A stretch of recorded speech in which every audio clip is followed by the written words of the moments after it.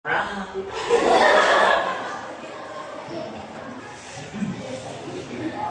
magbati ng umaga mga mag-aaral.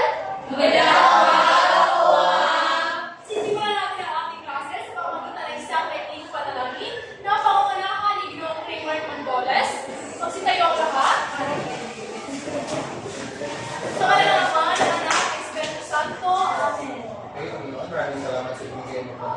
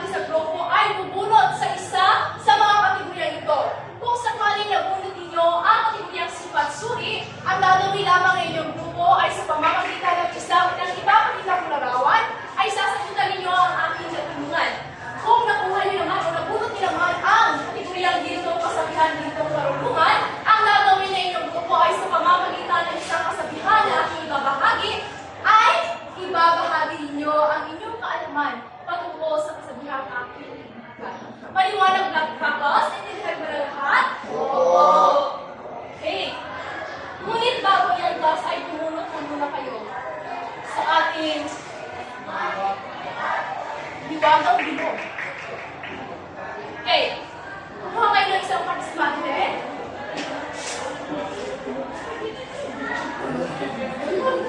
Yan. So, sino para sa pangkatsuri? Si Patsuri, narito ang mga larawan. Okay, sa unang larawan, si Patin at Suriin. At sagutan ang katanungan, sino kaya ang nagmamay-ari sa amin? Sa inyong palagay, class, kanino kaya ang bilang ang nasa unang larawan? Bigyan kayo ng 5 minuto, ng 2 minuto para mag-isip. Kanino kaya nagpabilang ang mga bagay na ito? Hari. Hari po. Tama si isang hari o? Hari. So, ang mga bagay nito ay pagmamay-ari ng isa? Makapangyarihan o mayayaman. Tama ang inyong halimbawa, isang hari. Ngayon naman sa pangalawang larawan. Saan naman kayo napabilang ang larawan niyan? Tama sa mga maraming tao, mahihirap, napakahusay. Dahil nasagutan ng paunang pagkas ang mga larawan na ito, ay bigyan natin sila ng Carabao Cup. Alam niyo ba kung ano gawin ang Carabao Cup? Hindi niyo ba alam? So, alam ka na kung ito niya Carabao.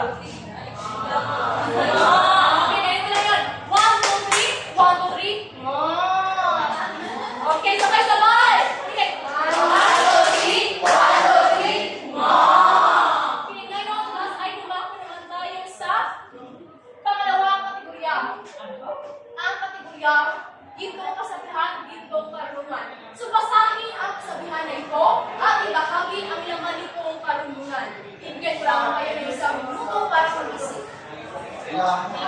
Lahat ng tao ay hindi makapagay ay sadyang makakamatay. Okay, so alam naman natin na si estado din sa buhay ay merong nasa taas at merong nasa ibaba. Ngunit palagi natin iisipin na ang ditong aral ay tayo ay magkapatay. Iisang hangin ang ating hinihina. Gusto na natin mabuhay at dapat iisipin natin ang bawat isa na pantay tayo sa lipunan na ating ginagalawan ng respeto at pagmamahalan sa ating mga. Tumpak tama ang kanyang kasagutan at dahil dyan, bigyan naman natin ang pangalawang pangkat ng kamikap. Alam niyo ang 5 million? Okay, 1, 2, 3, go!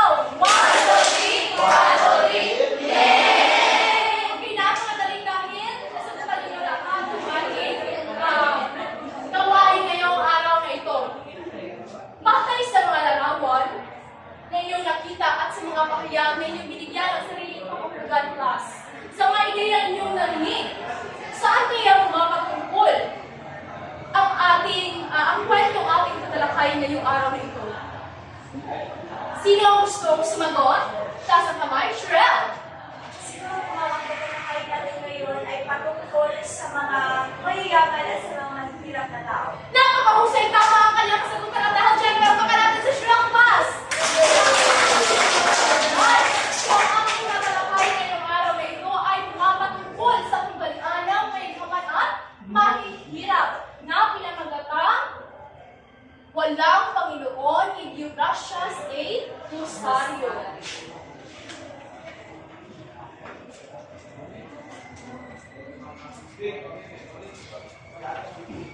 Bakit niya ito pinamagatang walang Panginoon, class? Malalaman natin yan pagkatapos natin matalakay ang ating kwento. Ngunit sa pagkakataong ito ay namihan ko si Raymart. Natulungan ako binigit ito sa Sara.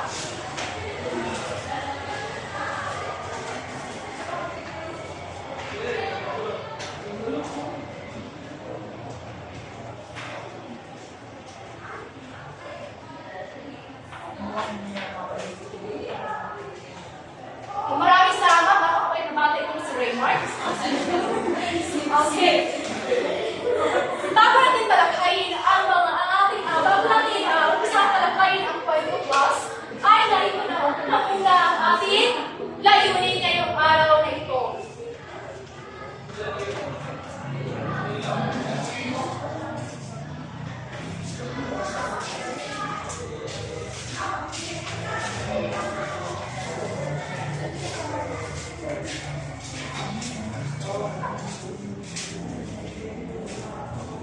Class, basahin ng sabay-sabay ang ating layunin.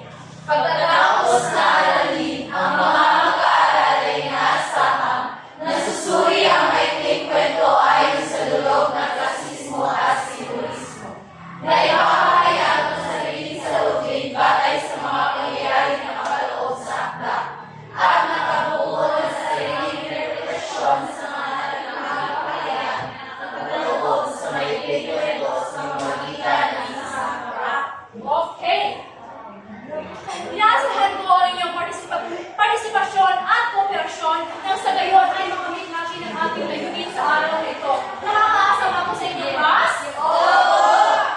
Okay, ako'y nagtutuwa akong gayon. Ngunit bago tayo dumako sa ating talakayan, Bas, ay alamin na muna natin ang mga mahirap na salita na ating matatagpuan sa kwentong ating pagtalakayin at alamin natin ang mga kahulugan nito. So, mayroon ako dito mga teksto na aking babasahin at ang gagawin niyo lamang class ay tukuyin ninyo sa teksto ang mahirap na salita at hanapin ang kahulugan nito sa ating mapa ng kahulugan. Ngunit bago ang lahat class ay papakabit muna ang klase sa dalawang pangkat, yung pangkat ng inyong kanina ating pagbabasahan.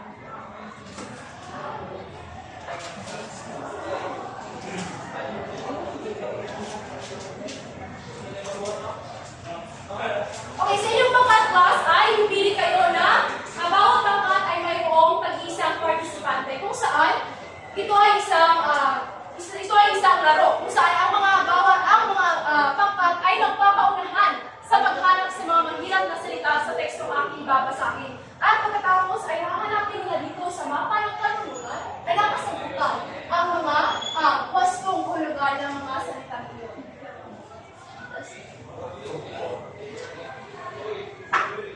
Okay, umarap na kayo mga partisipante.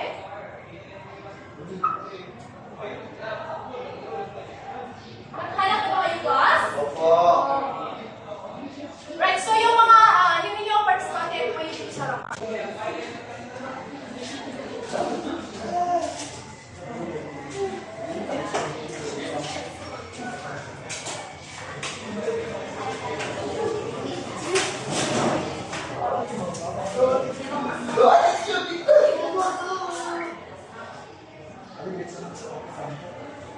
Naghanap na ba kayo partisipante? Opo. Dito kayo. Dito kayo sa harapan. Okay, ang gagawin nyo lamang ay ang gagawin nyo lamang ay ilagay ang inyong kamay sa dibdib at kung gustong sumagot ay magsalita lamang ng isa. At ilagay ang inyong kanang kamay inyong kamay doon sa unahan. Liwanag ba, class? Okay. Gusto ko na marinig inyong malakas na opo! Opo! Okay. Side. Para sa unang bilang. Ayaw niyang marinig ang animas. Ayaw niyang mapakinggan ang malakot na palo ng bakal sa malaking sampalang tanso sa kampanayon ng simbahan. Saan ang mahirap na salita sa teksto? Yes.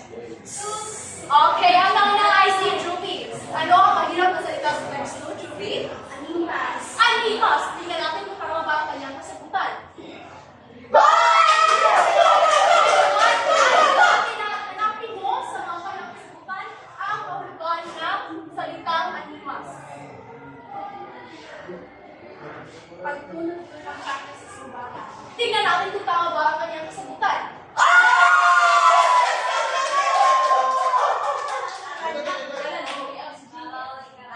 Pagtulog ng kampana sa simbahan. Okay, dikit mo dito. Pagputihin niyo pa sapagkat ang mananalo sa larong ito ay makakatanggap ng timbak-timbak at prakapremyo.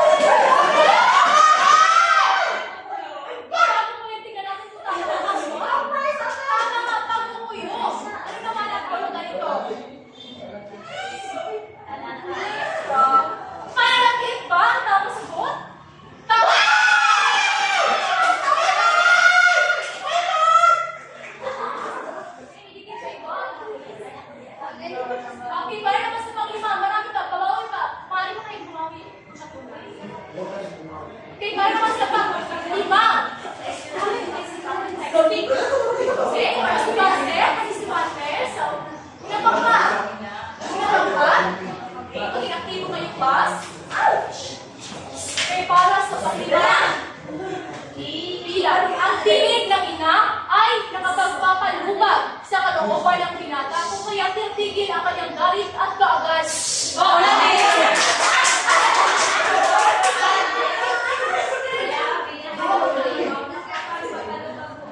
Nakapagpapalubag, tinanong ng tayo ba?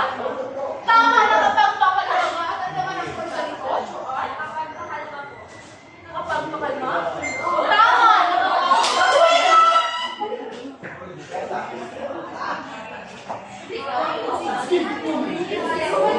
Okay, para naman sa pangalan na bilang. Over to Pati agad ito. Over to. Tama ka na, wala na kami.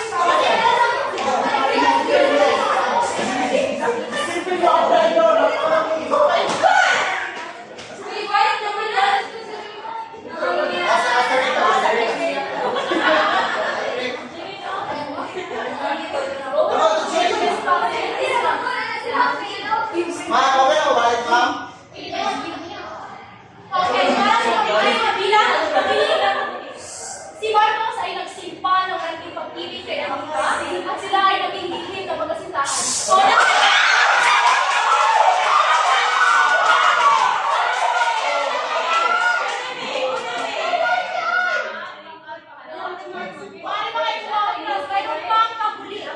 Okay, ano ang nagsimpan?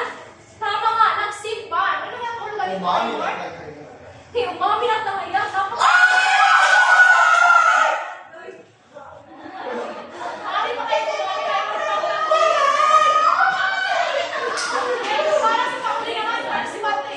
Si Pati lang, Pati. Okay, para sa pakuli ang bilang. Ang lihim na pagtatagpo ng magkasintahan ay natutok ng ama ng dalaga, kaya lumabis ang galit nito sa anak.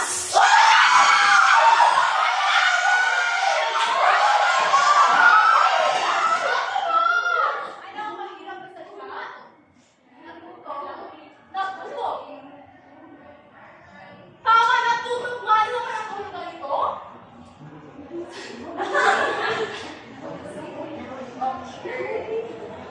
Nalilin na pagkatagpo ng magkasintahan ay natutok ng ama ng dalaga, kaya labis ang galit nito sa kasulyapan. Ano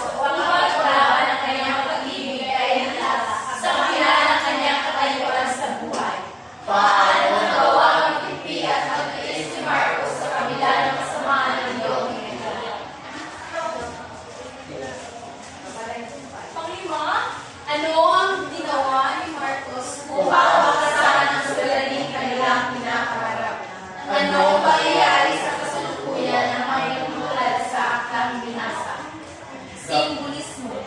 Ano ang pinapagkakait ng pagnanimas ng kampanaryo sa simbahan? Sino ang itinuturing na Panginoon sa kwento? Bakit tinatawag na Panginoon? Sino naman ang sinasabing walang Panginoon?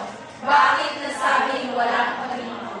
Okay, sayang masagot niyo ang mga kasagutan yan pagkatapos natin matalakay ang kwento. Okay, sa puntong itong class ay iibahin natin ang ating pagbabasa sa kwento. Sapagkat alam ko kayo ay nababagtas, lagi kapapanood at pagbabasa. Ngayon naman ay susukatin ko ang inyong kakayahan sa pagnawa kapag kayo ay nagbabasa. Ngunit bago ang lahat ay hahagiin ko na muna ang klase sa 4 na pangkat. Okay, 4 na pangkat? Okay, para madali tayo ay pagbabasihan talaga natin saan saan kayo nakalinya. Okay, sa linya ito ay tuyo unang pangkat. Okay, ito naman yung 2, 3, at 4. Sa pagkakataon ng class ay marami ay nagugulahan kayo kung bakit kung kayo tinangkat. Dahil sa pagkakataon ito ay magkakaroon tayo ng dugtungang basa. Pagbasa pala. Okay, sa dugtungang pagbasa class ay pumumulakan ko ang pagbabasa at pagkatapos ko ang pagbasa ay susunod naman ito ng unang pangkat, pagkatapos ay ang 2 pangkat, ikatlo hanggang sa matapos natin ang kwento. Nagkakaintindihan ba tayo, class? Oo. Ngunit bago ang lahat, pag nagsisimula ng ating pagbabasa, ay babahalik ko muna sa inyo ang mga kopya. Bantay sa inyong concept. Okay, pinakawala. Ito ang yung parte.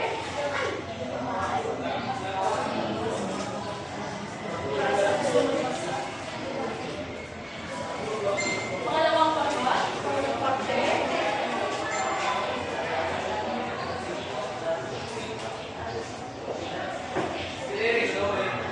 Ngunit bago tayo magsimula sa ating pagbabasa class, ay nais ko na muna malaman kung ano ba ang dapat natin gawin habang tayo ay nagbabasa.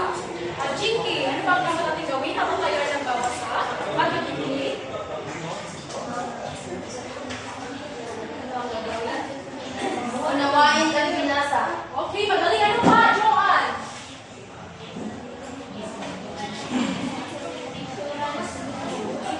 Kapag ikaw po ay nagbabasa, kailangan mo lang ang pinabasa ay Okay, isa-isa sundin niyo ang lahat ay inyong mga sinabi. Pero sa kayo ay magiging makapuluhan ang ating pagbasa sa kwento. Okay, ngayon ay sisimulan ko na pagbabasa, magpinig ng mabuti class. Walang Panginoon, hindi gracias e Rosario.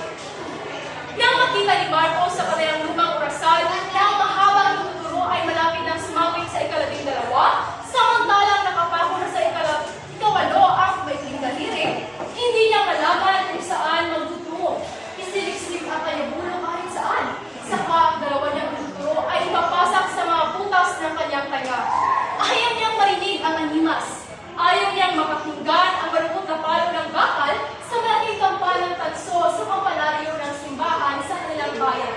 Gayunman, kahit saan siyang magsisik, kahit na saan siyang magtungo, kahit anong gawin niyang pagpapasak sa kanyang tainga, ay lalong nanunuot sa kanyang pagdidig ang malungkot na tinig ng bakunaw. Tapos na ba? Tapos na? Ang sunod-sunod niyang tanong na animoy dinadaya ang sarili kung wala na siya na uulinigang anumang taginting ng kampana. Tapos na, tapos na. Ang sunod-sunod namang itinugo ng kanyang ina na paniwalang hindi nga narinig ang malungkot na animas. Ngunit Marcos, ang baling-uli na matandang babae sa anak. Bakit ayaw mong marinig ang oras na upos sa kaluluwa? Iya'y magpapagunita sa mga tao na dapat mag-upo ng dalangin sa ikalululhati ng mga kaluluwang nasa kabilang buhay. Lalo pa na Marcos, marami kang dapat ipagdasal. Unay-unayan iyong ama, ikalaway ang kapatid mong panganay, ikatuloy ang kapatid mong bunso. Saka kasiyan kita, ang huling pangalan ay dinigas ng barahan ng matandang babae. Si Marcos ay di kumibo.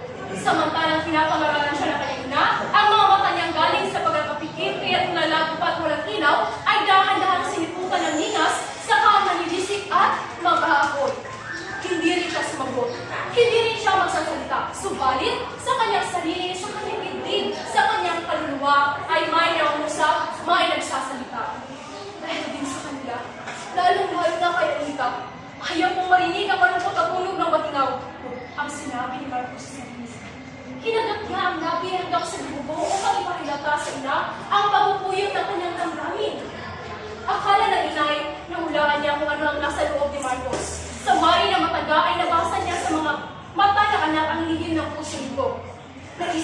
kanya nalulungkot si Marcos ay sapagkat hindi pa natatagalang namatay si Anita, ang matandang anak ni Dong, mayamang may-ari ng lupa ilang binubuhusan.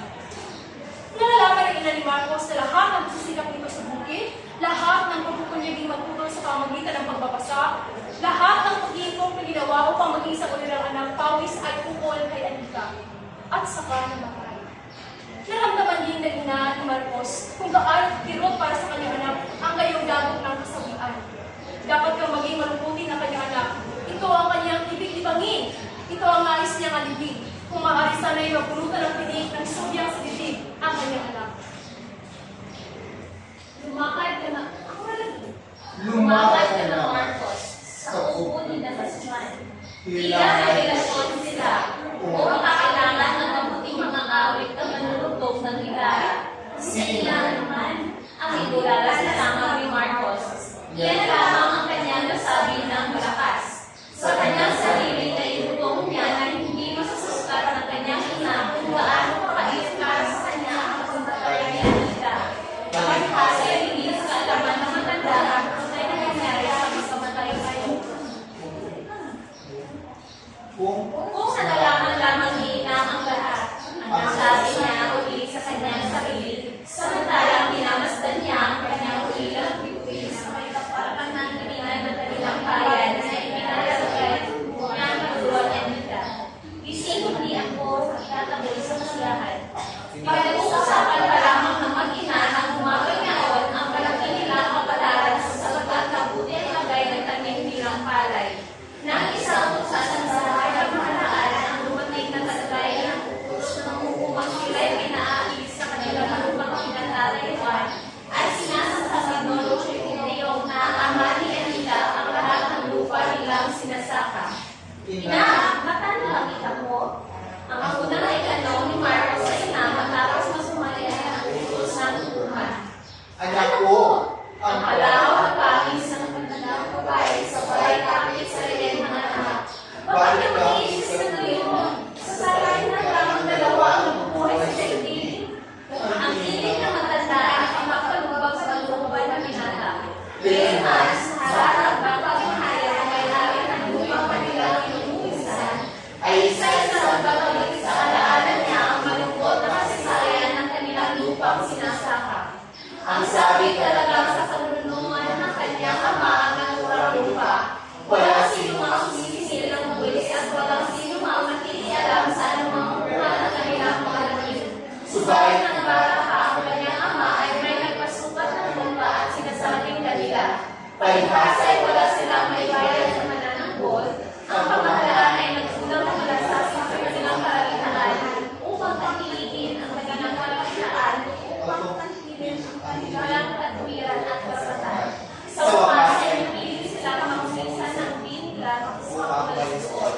Noong parating si Marcos, ang bayan nila isang salagin lamang isang sao sa mga area ng lupang kanilang sinisaka. Subalit, ang nagtatagal ay hindi sila nabaraon sa pagkakaupang sa may lupa dahil sa mga kasubwang ipinapasok sa banasan ng gaya ng ipan at tanidawa.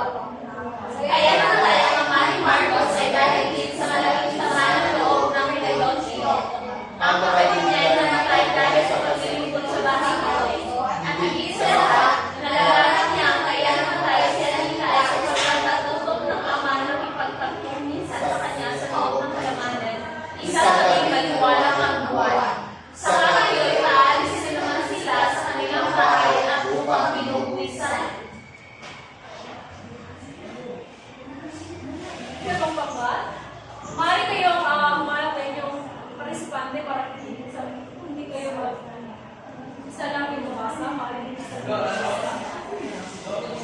Si Anita ay hindi na naging kasintahan ni Marcos, maging isang taon noon. Sa unang dumating si Anita sa kanilang bayan, buhat sa pag-aaral sa isang kolehiyon ng mga madre sa Maynila.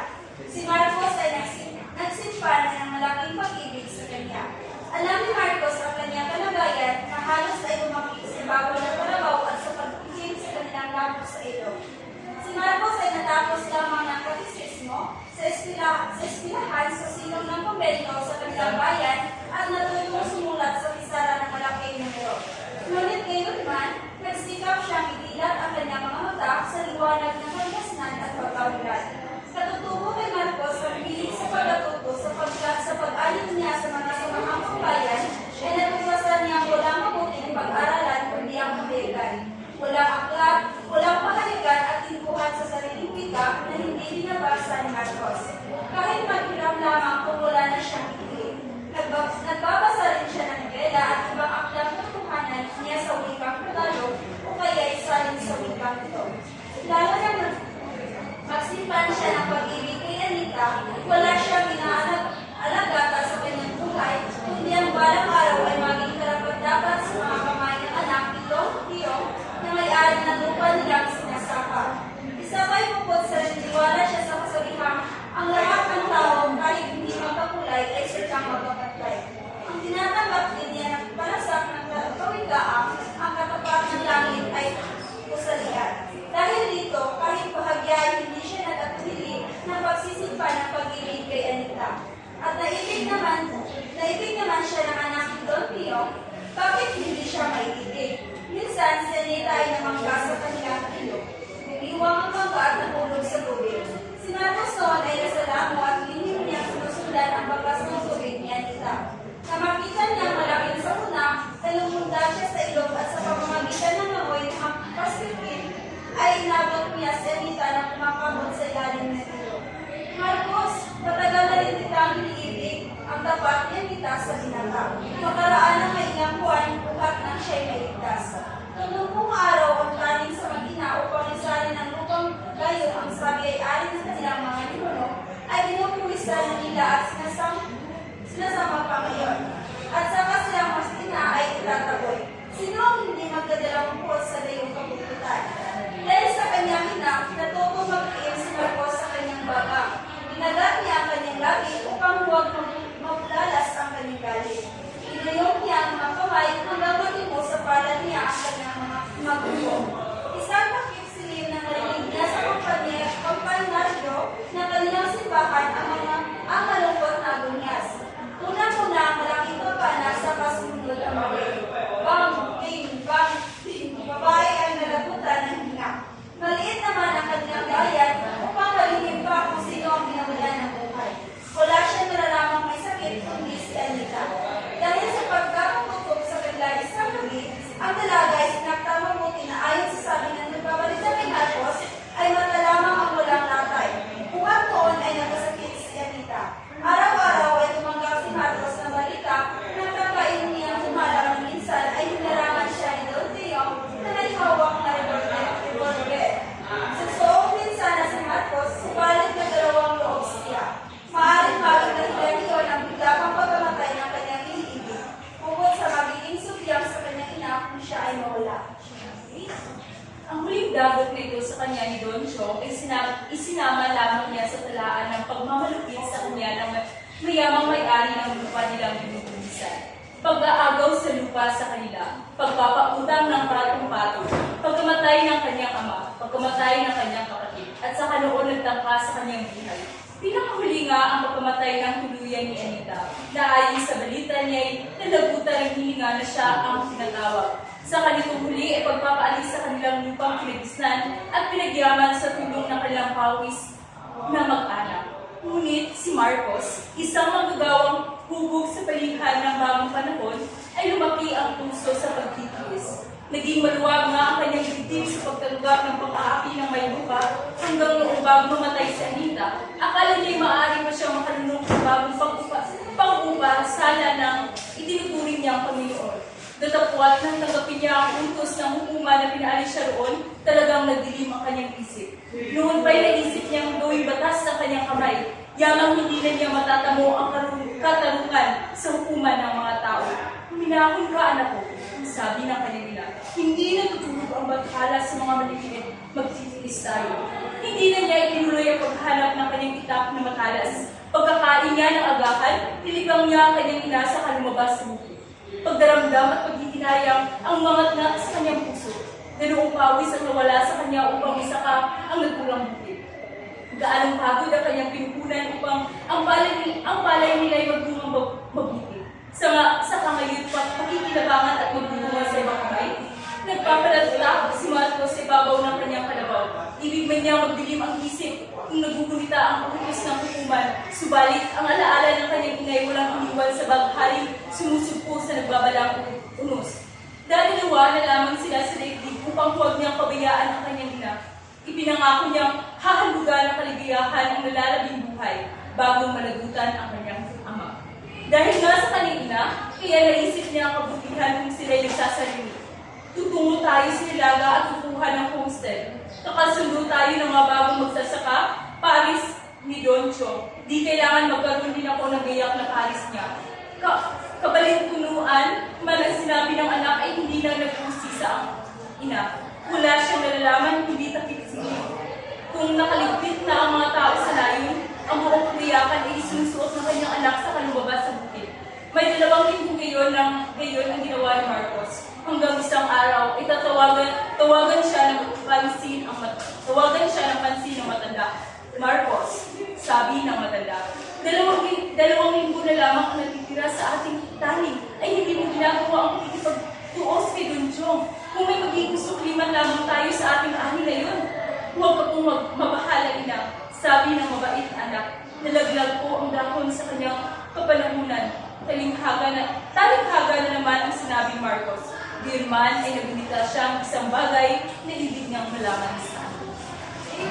Ngunit papa, bakit ito mo pinag-iyak na ito sa makalan mo? Ano ay ang ano mahal ni Marcos? Maaring magpagano awat si Marcos, subalit ang hindi kapagahan ni Marcos. Ay kumapaw, kumuha na lahat ng kanyang pag-ibig. Ayaw niya kumapit ng lakas, subalit hindi niya ng pagkakataon. Pagkikitan niya ang sinabi ni Rizal na walang pag-aalipin kung walang magpapaalipin. Napahilig siya sa harap ng kalimutan, sa harap ng galing sa saklang kaluluhanan.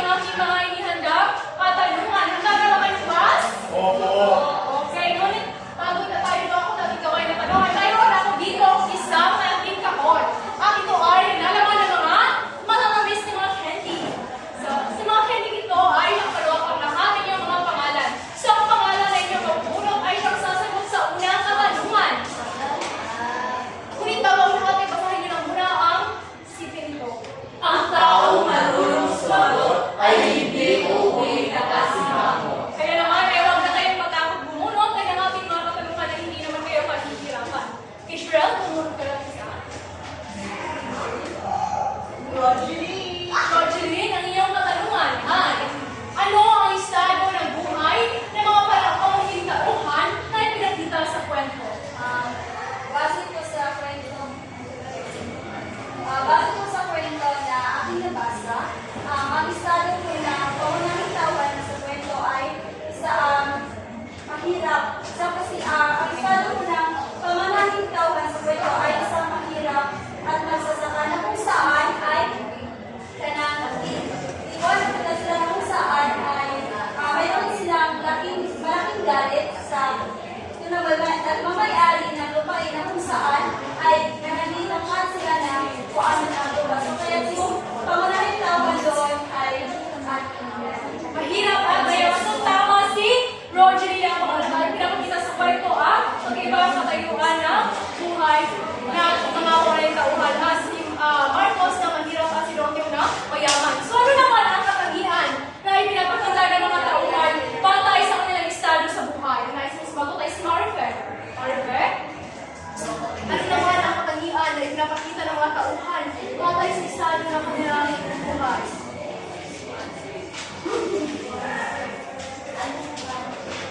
Ano ang katangian na ipinapakita ng mga tauhan batay sa estado ng kanilang buhay? Hindi ba sa kwento mayroon tayong mayaman at mahirap? So ano ang kanilang mga katangian batay sa estado ng kanilang buhay? So, una, ang mga katangiang pinapakita sa kwento, una tayo sa mahirap. Di ba ang mahirap kadalasan ay inapakan ng mga mayayaman ang kanilang dignidad na yung mga karapatan na dapat sa mga mahirap ay pinukuha ng mga mayayaman. Kaya, nakikita natin sa kwento or nababasa natin, ang pinapakita na katangian ay pang-abuso sa mga mahirap. Tama yung kasagot ng Marife. Bigyan naman natin ng palakpak si Marife, class. Okay, tama ang kanyang kasagutan. So, yung pinapakita sa kwento ang pagkakaiba ng mga tauhan batay sa estado ng kanilang buhay kung saan si Leontio na mayaman ay napakasakim. Sinasamsam niya lahat ng mga realian ng mga mahirap na sina Marcos sa pamamagitan ng pagpapautang ito ng patong-patong at pang-aagaw ng lupa hanggang sa wala lang matira sa kanila. Samantalang ang mahirap naman ang si Marcos, ano ang kanilang ginawa? Natili silang mapagkumbabaan, nagbilis sa kasakiman at kasamaan ni Leontio. So, bakit kaya gano'n na lang ang kanilang pagsunod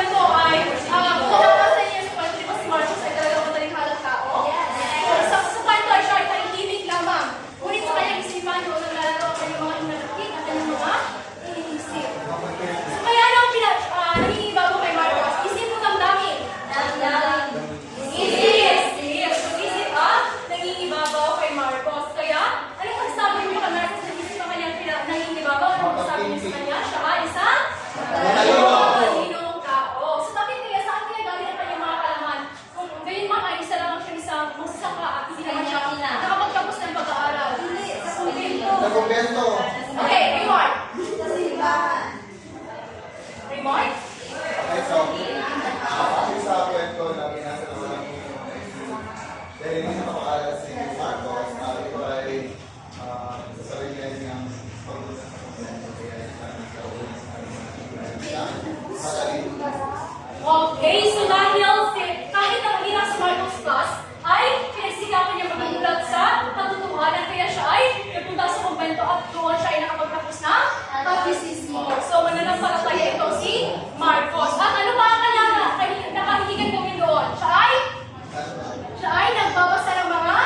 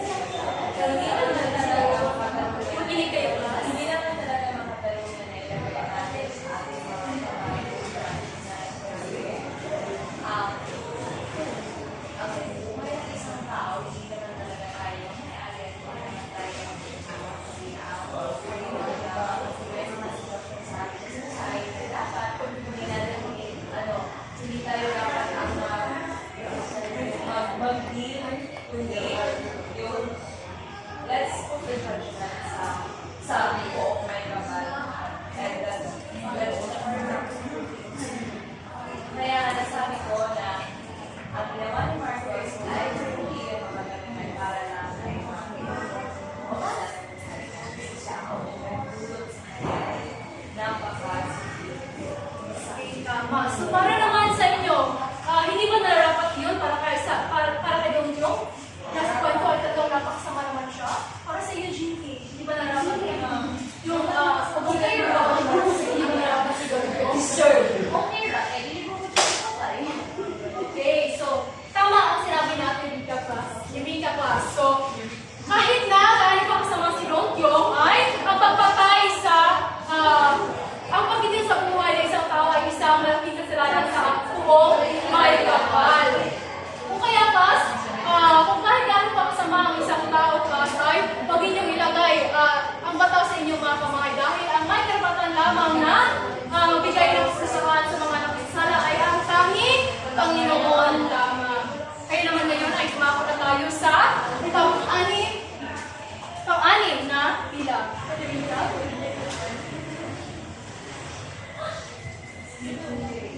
Okay, Christine G. Anong mangyayari sa kasalukuyan ang maihahalin tulad sa Akdang Binasa?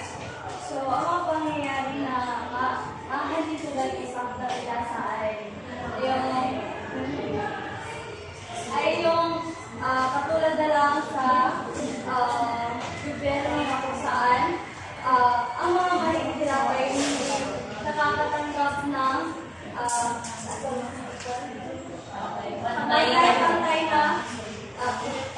pantay-pantay na karapatan. Kasi nga, mas nakakaangat yung mayayaman kaysa sa mga pandiran. So base sa ang binasa ay huwag natin ilagay sa ating palad ang batas. Dahil ang Panginoon ay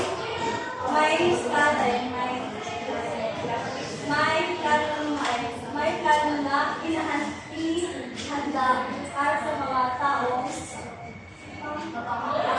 Okay, tama si Christine G. Para naman sa mag-ibang estado ng buhay kay Anita Marcos, mayroon bang mangyayari sa lipunan na may ihalin tulad natin sa kanilang sitwasyon, Class?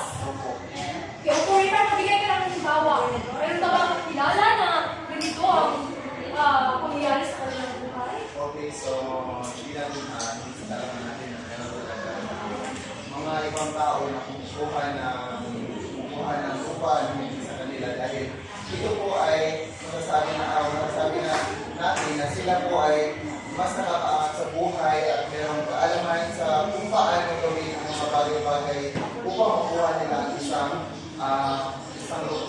lupa o isang lupain na pagmamayari ng isang taong walang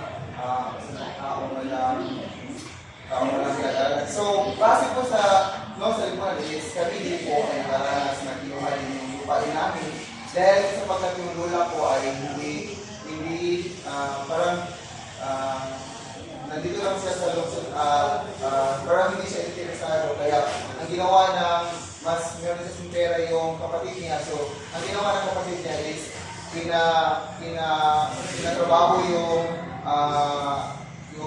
titulo at hindi nilagay yung pangalan ng lola ko kaya nakuha nila yung lupa. Ngayon is meron ng mga trabaho yung mga kamag-anak namin nasa side ng uncle sa papa ko. So kaya ang ginawa is matagal na panahon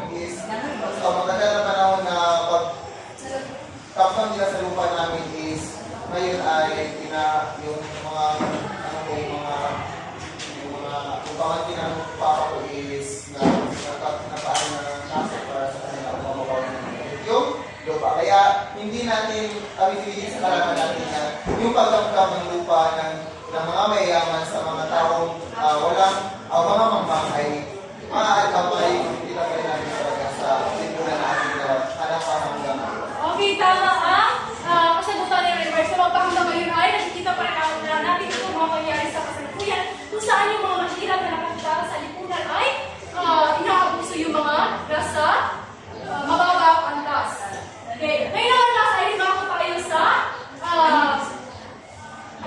dulog simbolismo. Christine, bumunod ka. Para sa unang katanungan, sino kaya ang mas parte ng bumunod?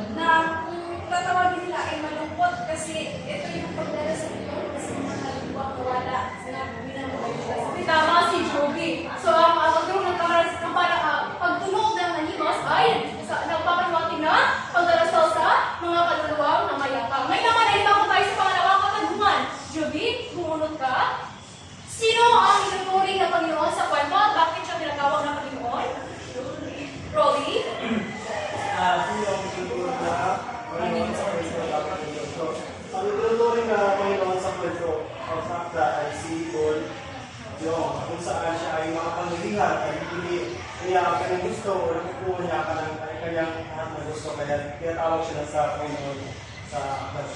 Okay, magaling. Ngayon naman ay dumako naman tayo sa pangatlong katanungan. Sino naman ang sinasabi kung walang Panginoon? At bakit siya nasabi ng Panginoon? Kumang karoli? Rika?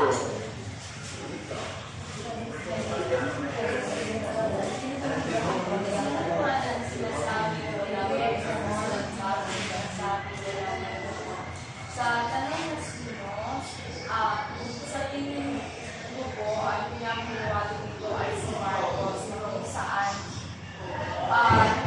naisupayan nito na si Marcos bumaba yung pananampalataya na sa Panginoon dahil sa nangyari, dahil sa pagkamatay ng kanyang ama, yung mga kapatid niya, lalo na sa kasalahan niya, si Anita.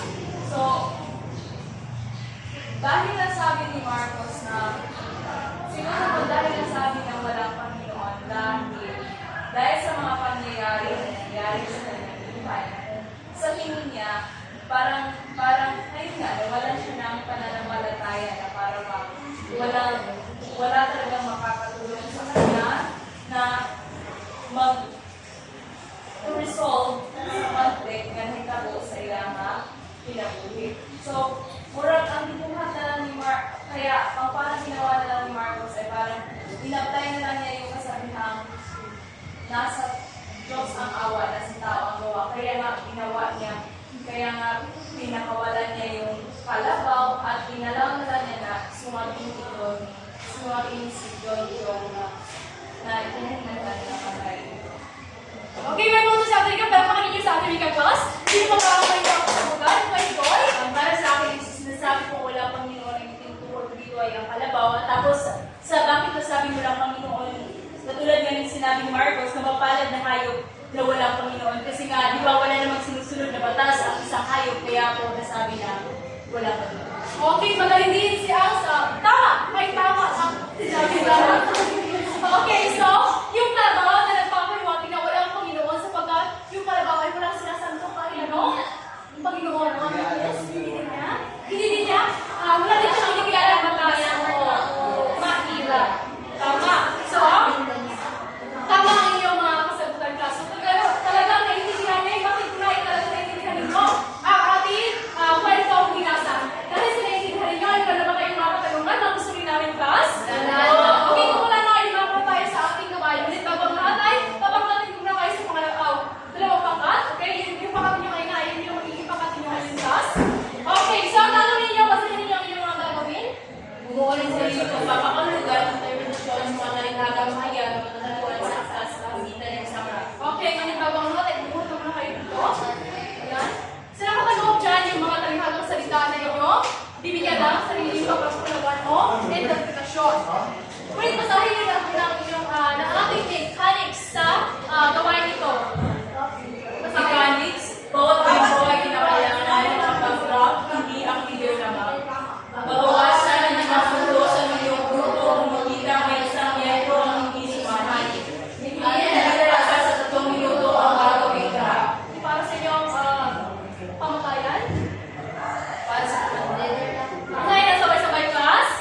Tawanan sa tema, nagagibang panghulos, palitawan sa pagkalahat, nagagibang puntos, pagkakasing isang panghulos, pagkaisa sa panghulos, tabuhan ng panghulos. Okay, so, sa gawain nito class ay kung sino ang may pinakamataas na punto sa makukuha ay tatanggap ng isang Best Rapper Award at isang medalya. Gintong medalya.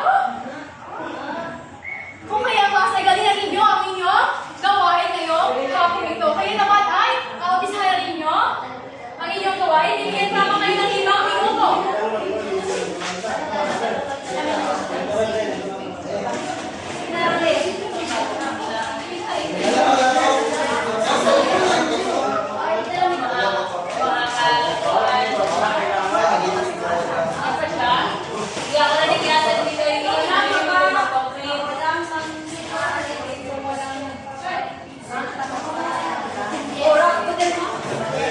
Oh, na, na, na.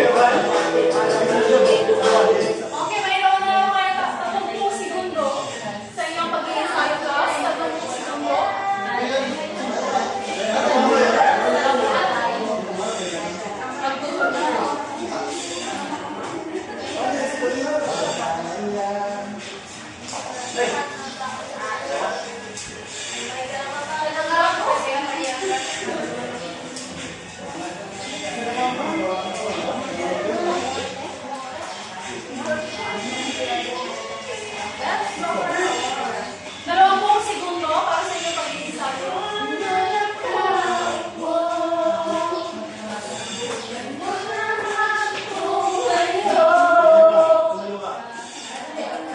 Atin, order ang operation.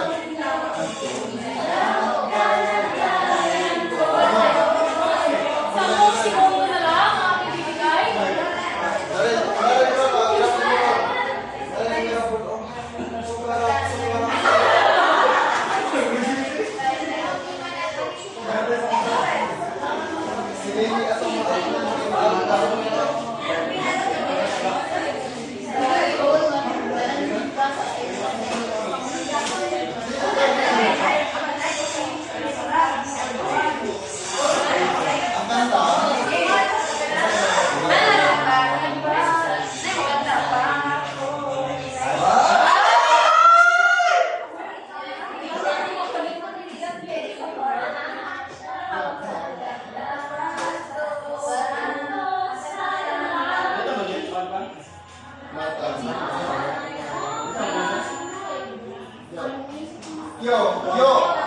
Wala na kayo sa pagkakabilang ko ng lima ay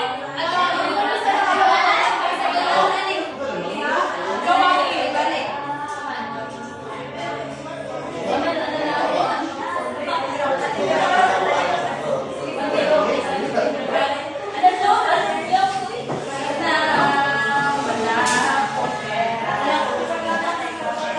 Isa na lang, tatlo. Ang lahat, lima. Sa ilang pwesto na kayo kasi magsisimula na ating presentasyon.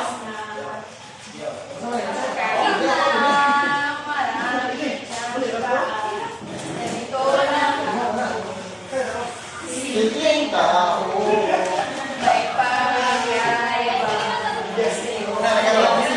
Okay, class, mayroon pwede na ninyo lamatan na inyong anak. Mayroon ako, mayroon sa ako, pwede nyo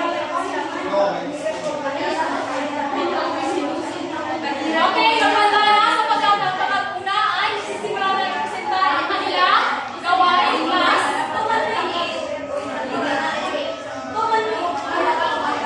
Mahirap kung may naman tayo.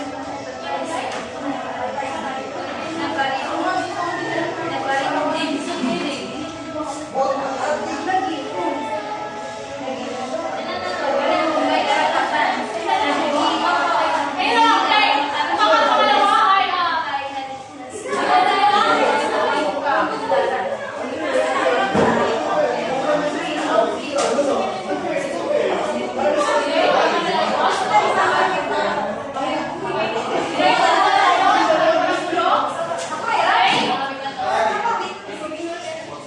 Pinagaganda tayo ng oras ko sa mga Pinay. Magsisimula ng i-presenta ang kanilang rap. Okay, hinahila natin sila ng palimula ko kalakpak na Tarzan Club. 1, 2, 3, 1, 2, 3, go!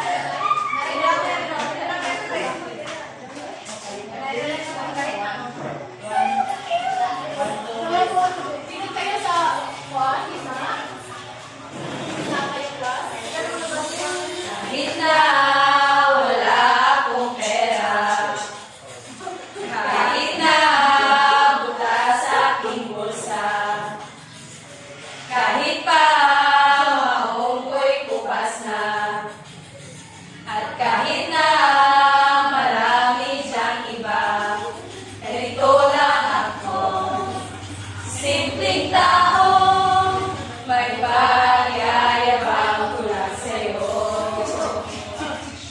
Mahirap kung mayaman, tayo patay-patay sa lipunan, pari mo may karapatan, dahil hindi na magmatatapakan, dahil sa patay-patay na lipunan, sigurado matatamasa ang kakulangan! Ganito anak ko, simpleng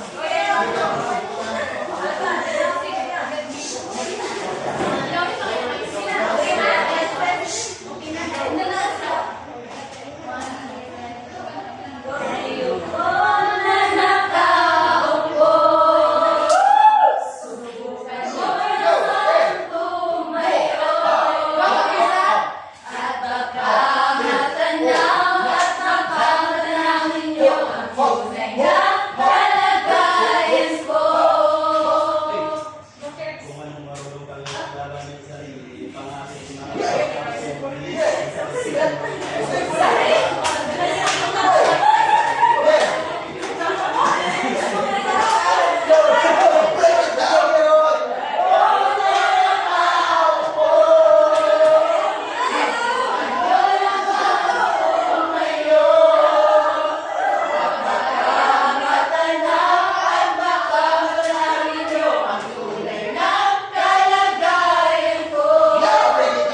ipaglaban ng karapatan ng walang aapakan.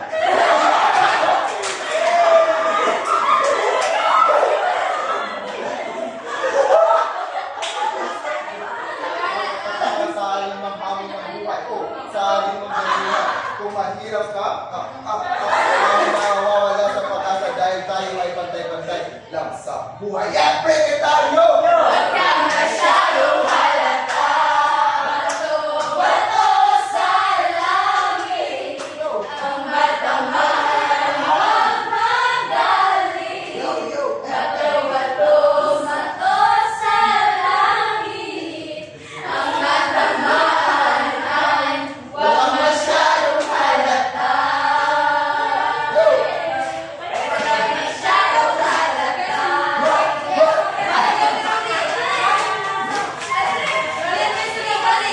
Okay, napakahusay ang inyong nakita ang ngayong araw na ito. Kaya nagkakasay, para makanin nyo ang inyong para sa mga unang inyong nakuha, puntos, nakuha sa tema, makikita naman natin na ako naman sa tema rin. Inyong ginawa ang araw. So, binibigay kayo na natin apat. Dahil pwede naman siya ng mga pang ginawa. Kaya naman sa lahat, malina naman, di ba, binigyan ang puntos. Pagkakasinig, 10 puntos na kaya meron kasi na yung ginawapas. Pagkakaisa, 10 puntos. Dito naman siya dalawa. Nakuha sa tema, binigyan ang puntos.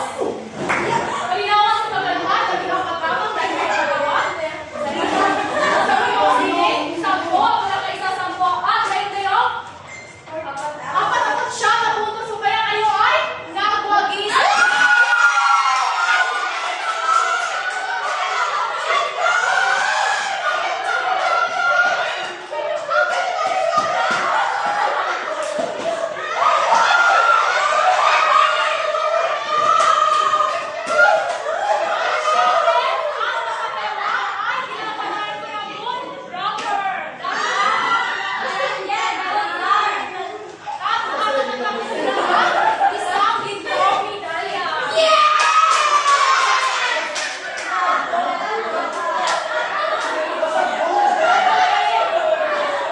Huwag kami sa helping nila.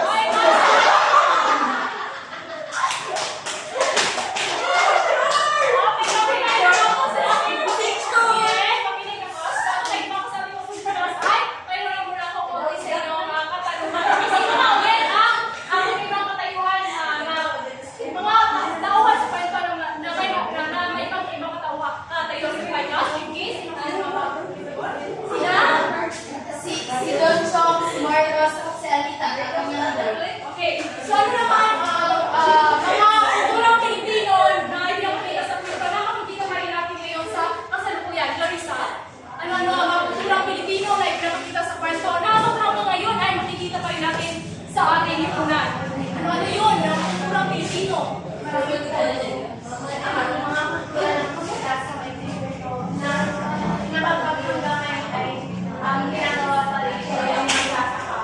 Tama, magsasaka ano pa? Marifel, ano pa? Magsasaka? Tapos, ano pa? At yung ginagawa rin ni Marcos ang yung Pagsisimba ka na ng pantayan, ano ba yun? At pahulihan?